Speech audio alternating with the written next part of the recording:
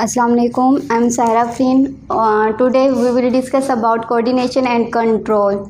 आज हम tenth class का थर्ड चैप्टर डिस्कस करेंगे, जिसके अंदर सबसे पहले आ जाता है कि कोऑर्डिनेशन क्या होता है। Muscles work together during movement.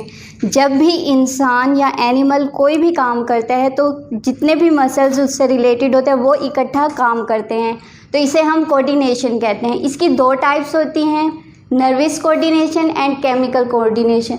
Nervous coordination क्या होते हैं, जैसे कि हमारा ब्रेन या स्पाइनल कॉर्ड है, वो सारे मिलकर जो नर्व्स होते हैं वो इकट्ठा काम करते हैं, तो उसे हम नर्वस कोऑर्डिनेशन कहते हैं। दूसरा है केमिकल कोऑर्डिनेशन, जिसके अंदर एंडोक्राइन सिस्टम आता है। इसके अंदर क्या होता है कि हार्मोन्स जो होते हैं वो रिलीज़ होते हैं। इसके बाद कंपोनेंट्स की बात करें तो इसके 5 कंपोनेंट हैं, stimulus, receptor, coordinator, effector and response. Stimulus क्या होते हैं, any change in environment external और internal which can provoke a response in organism. मतलब कि इन्वायरमेंट के अंदर अगर थोड़ी सी भी तब्दीली आ जाती है तो उसे हम स्टिमुलस कहते हैं। जैसे कि अगर सनफ्लावर जो है वो सूरज की जैसे ही रोशनी पड़ती है तो वो खुद ब खुद उसकी डायरेक्शन सूरज की तरफ हो जाती है, तो इसे हम स्टिमुलस कहेंगे। इसके बाद रिसेप्टर आ जाता है। रिसेप्टर में क्या आता है, स्टिमुलस के नतीजे में जब ऑर्गन, टिश्यू या सेल काम करते हैं या उस स्टिमुलाई को डिटेक्ट करते हैं, उसे हम रिसेप्टर कहते हैं। जैसा कि अगर लाइट इंसानों की आंखों पर लाइट अगर हम उसकी आंखों पे पड़े तो जो आइज़ होंगी वो रिसेप्टर होंगी। अगर जो वेव्स हैं, हवा चल रही है बहुत ज़्यादा, तो उसे हमारे कान महसूस करेंगे।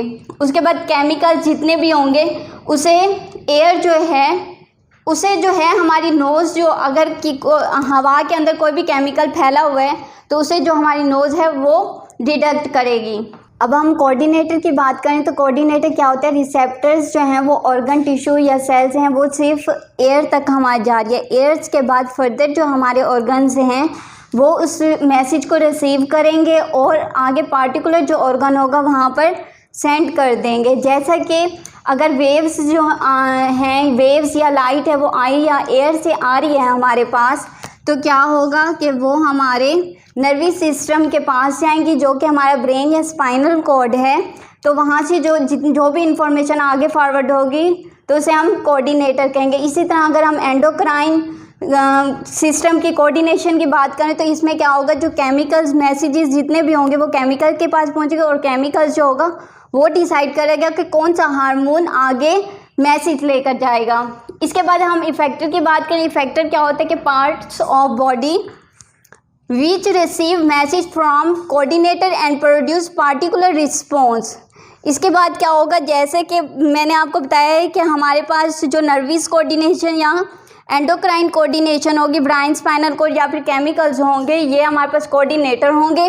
जब ये मैसेज भेजेंगे हमारे इफेक्टर के पास और वो इफेक्टर क्या करेंगे, उसके नतीजे में जो रिस्पॉन्स होगा उसको शो करेंगे। जैसे कि अगर जो ब्रेन है या स्पाइनल कॉर्ड है वो हमारा जो मैसेज होगा वो बोन्स या लीवर के पास पहुंचाएंगे, तो इसे हम इफेक्टर कहेंगे। इसके बाद आ जाता है रिस्पॉन्स। रिस्पॉन्स क्या है, on receiving the message from coordinator effector perform action.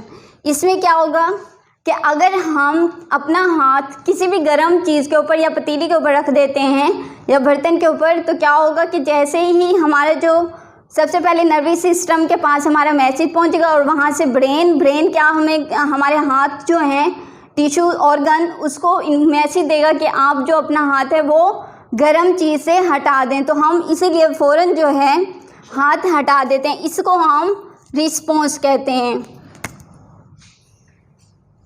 Thank you.